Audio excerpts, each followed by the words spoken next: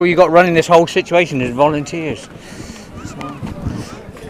Okay, come down to Tepe. We've just been to Moria. Moria was very, very clean. I was quite surprised. In Tepe, if you look, it's very clean to what it was. I mean, it is. So something's being done. Moria, the toilets, there's sewage running at the end. I mean, the toilets inside wasn't that bad. But the sewage running out, obviously it's completely blocked and it's just running out down through the site, which that definitely needs to be fixed. This is there are thousands of people here. I don't know how many's here. It's absolutely packed. I didn't see anyone in Moria at all, any NGOs, anything like that. No one approached us and no one come near us. And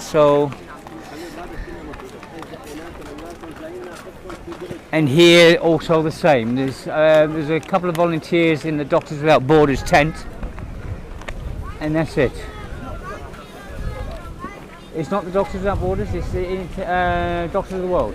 Okay, it's Doctors of the World. Okay, then they're most probably having a day off, because I spoke to Christos yesterday, and Christos said they wouldn't be here, or they've got something going on today. I'm going to look.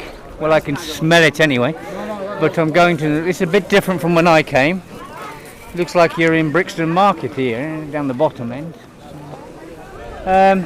Can you hold this, Eleni, because I really don't want to take my water into the toilet block to look.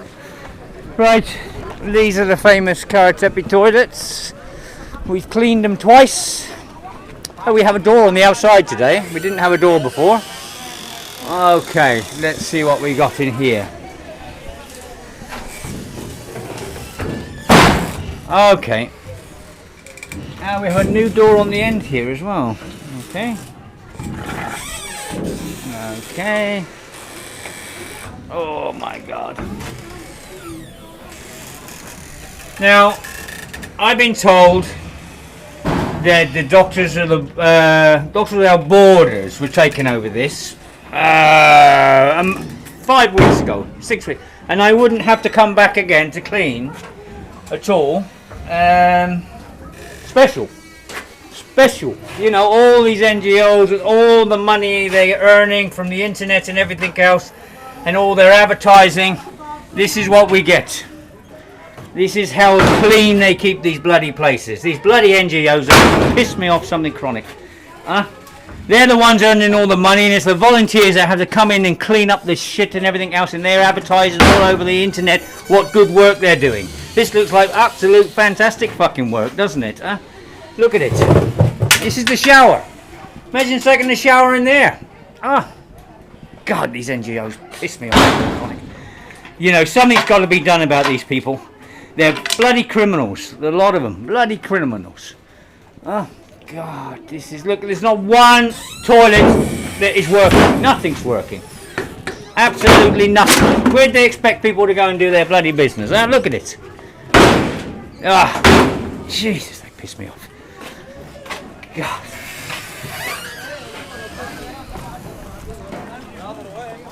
That is special in there. Not one toilet's working. Everything's blocked. And I was told that NGOs are here. The 5 weeks ago said, don't worry, we'll deal with it all. They just disgust me, these NGOs.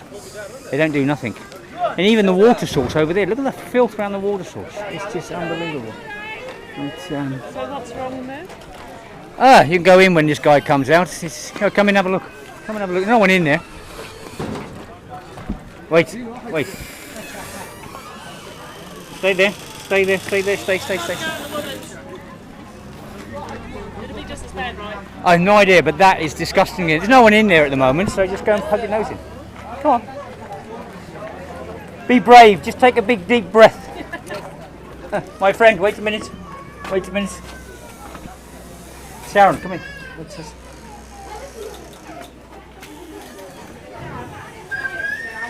Yeah, the middle's pretty clean, but look how they expect. Now we have NGOs looking after this site.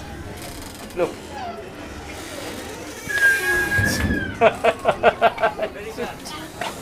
Very bad. God. You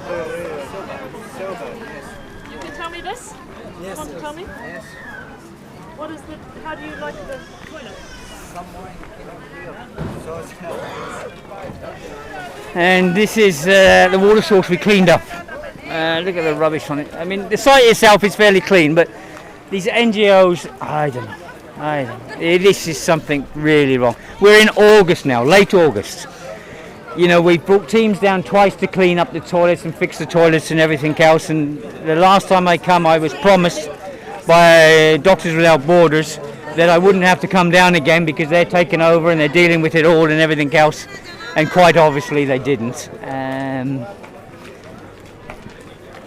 don't know. I really don't know. It's just... Right, this is this bit of the half of the site I was told was taken over by International Rescue. They did say they would put chip-ins down, and they have, and it's 100 times better. You can see that. It looks more like a proper site. It's a lot cleaner, a lot better. We have protection there for the ladies to have showers. Yes, ladies showers, which is fantastic. So they have a bit of a, what's the name?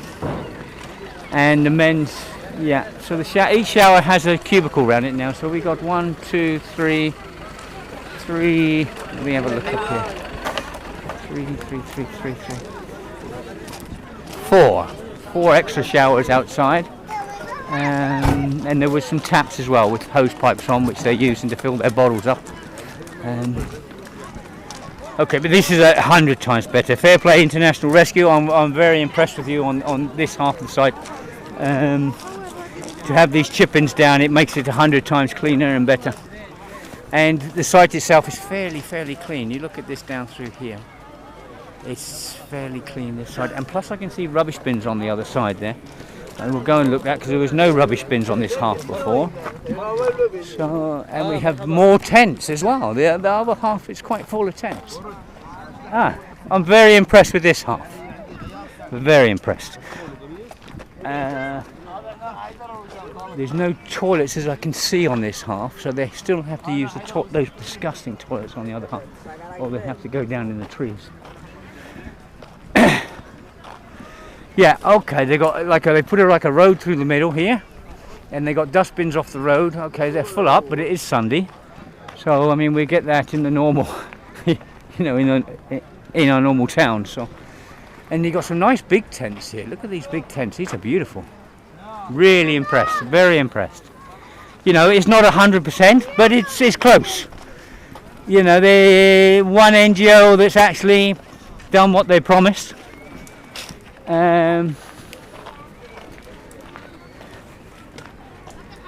So yeah, this is not bad at all. You know, obviously the hygiene side of it we need to do a bit more on regarding toilets on this side, maybe. But I'm impressed. I'm impressed with these tents, beautiful tents. Yeah, look at this, really nice. You can smell they're new. You can smell the, yeah.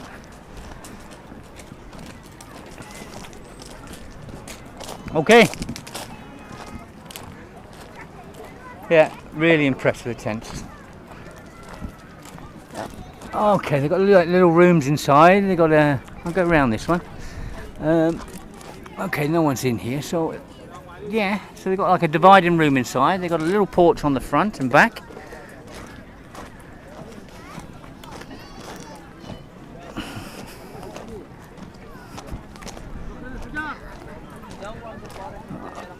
Yeah, and they got a porch on the back end and another little room. Okay. No problems. This is for you, believe me. Oh, no problem. Good. Problem. If you see the problem here 6 months ago or even 2 months ago, and you see what the people used to live in here, and it's because of this you're living like this now. Thank you. Before, you just lived under trees and it was just full of rubbish and shit. Okay? So things like this make a big difference, believe me.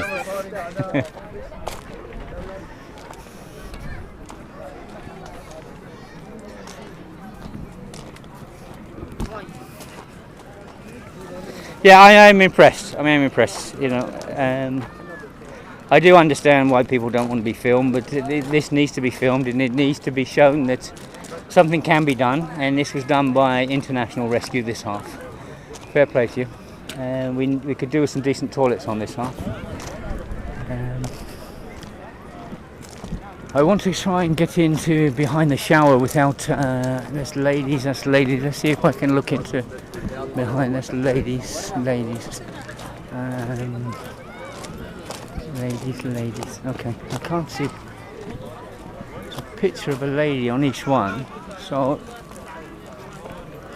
okay, go back and try and find my daughter. She's over here somewhere.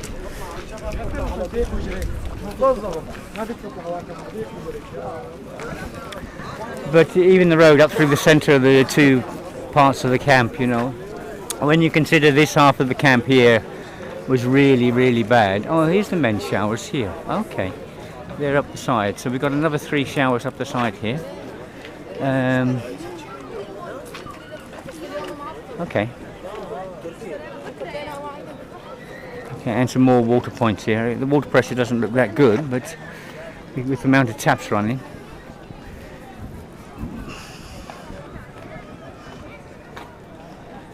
Yeah, okay. And we have notices outside now as well, which we didn't have before, obviously explaining to people what needs doing. There's a notice board there with nothing on, so...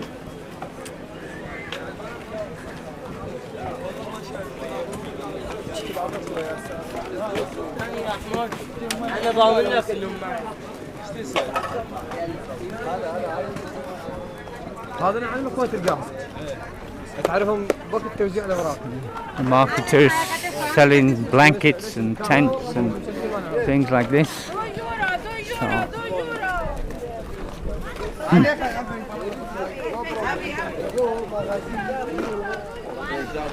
Okay. Okay, I'll shut this one down. As you can see, the toilets on this was the Doctors Without Borders site, I presume still is. We said I didn't need to ever come down here again. Obviously, I don't know what we do about this. This is absolutely disgusting. You know, there's no toilet obviously in this site because they're all bloody broken, and no showers on this half. But the other half of the site, which International Rescue took over, they've done what they said. They put shingle down, they put shower up, they've got protection around the showers for the ladies, got privacy, and the men's got privacy on theirs.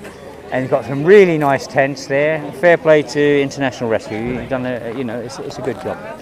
As I said, we need to sort out the toilet problem on both sides. Yeah. But it's something anyway. Okay, I'm going to shut this one down. Oh, I have to say, yesterday we got hammered. Before I shut down. Last night I was up on the hill. We'd done 17 boats in the day. And I was up on the hill about 6 o'clock and just eyeing across, and I counted 21 boats coming across. You know, this was unbelievable. I just couldn't believe, you know, 21 boats coming off. We just done 17 that I know of. We done, looked after. And when they landed, it was a major problem. You know, you can imagine over 1,000 people landing at once. And after those 21 boats, more boats came. So I know for a fact there was definitely 35 boats, but boats were coming all night as well. Sycamenia was just a nightmare. It was an absolute nightmare. We had to stop feeding up there. One, we didn't have enough food. Two, there was far too many people. There's about 1,600 people up there, and we only had 4 volunteers out there. So you know, we had to say no to that. We had a nurse up there, or a couple of nurses up there from our volunteers. They stayed till about 1:30 in the morning helping people. I was down in Mollyvos and I was still running at, I finished about 10:30. I started at 5 and I finished about 10:30 last night. We were still running women and children off the dirt track in the dark. And we had as many cars. We got a lot of people helped us last night to get everyone, all the women and children off the dirt track. The men had to walk, but we did get all the children on the dirt track. And the Coast Guard was flat out all day. They were out there rescuing. I was told there was one group in the water for 6.5 hours they brought in. You know, really, really cold, obviously, for spending that much time in the water and everything else. But As far as I know, there was no fatalities yesterday. As far as I know, fair play to the Coast Guard again for all their good work. And these guys, they deserve medals. I've always said this. And they were out all day yesterday. You can imagine. It was just unbelievable.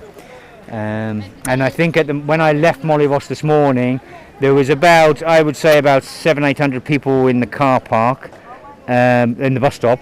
Sycamini, I was told there was 500 this morning, but over 1,000 walked, and I would have said over 1,000 walked out of Molivos. I came down here this morning, all the way down, there was people on the roads, women, children, everything. It reminded me of May and June.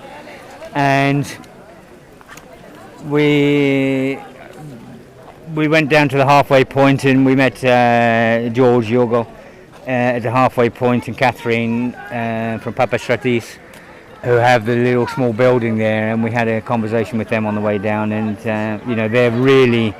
they're overworked. There's just two of them running this now, and we'll see if we can try and do something to help them. I have to speak to the Boat Foundation, Rennie from the Boat Foundation, and see if we can do something to help these two, because they're running this day and night, and it's just the two of them, and they're exhausted, absolutely exhausted. So maybe we can give them a break once a week or twice a week, send some volunteers down, do a night shift or something for them. Okay, all right. Thanks for everyone for all your help. I think that's about it. Okay, all the best. Bye.